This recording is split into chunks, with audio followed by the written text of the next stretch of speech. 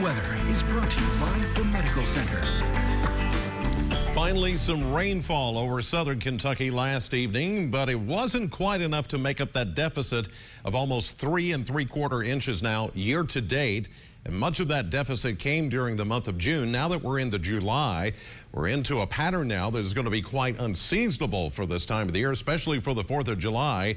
It is not going to be hotter than the 4th of July. It's going to be cooler than the 4th of July.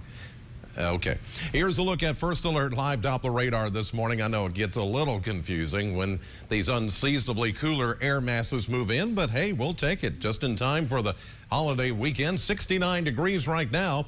Not too bad out there. Still a little bit of humidity. And as we go through the day, that cold front, as it pushes through southern Kentucky, it will start to bring down the humidity levels and also bring down the rain chances too as that front moves east. There still could be a few isolated showers popping up from time to time as we go through the afternoon, but then it'll be over with for a while. Speaking of Arthur, as you're maybe taking your 4th of July vacation, say to Savannah, Georgia, maybe Wilmington or the Outer Banks of North Carolina, you're going to have to deal with Tropical Storm Arthur, which it looks to become a Category 1 hurricane as we get into this evening and during the day tomorrow. Now, much of its punch is going to be out in the Atlantic. Some of the networks, kind of overplay this and say it's going to be wreaking havoc on it's just going to be a lot of rain and wind. It is not going to be even that much of a Category 1 storm. Now, the worst of the winds will be offshore, but there will be some high surf, as you might expect, along the Carolina coastline over the next 24 to 36 hours. But if you're planning on going east, you're going to run into some rain and wind, and that's about it. As far as temperatures back here at home, we're looking at mainly mid and upper 60s, near 70 degrees this morning, and we still have the high dew points almost exactly, in some cases, right on the same as the air temperature. So we're still quite humid this morning, but these numbers will start to go down into the 50s as a cold front passes by later today. Right now, we've got cloud cover in advance of the cold front. Even a few sprinkles and light rain showers out there this morning in a few spots. 69 degrees, the current temperature reading here in Bowling Green. Winds very light out of the west-southwest. Greenville, you're seeing a little bit of sun trying to break through the clouds now in Muhlenberg County. You're at 69 degrees. Edmonton, you're mainly clear from our Metcalfe County weather cam. And your temperature is at 67 right now. And as we move on to Litchfield, you're seeing cloud cover, a little bit of filtered sun trying to break through there. You're at 68 degrees. And the Custer Cam up in Breckenridge County, seeing a mainly cloudy sky, 68 at the Breckenridge site there. As we check out the air quality, still high in the UV because we are expecting some sun this afternoon through the clouds.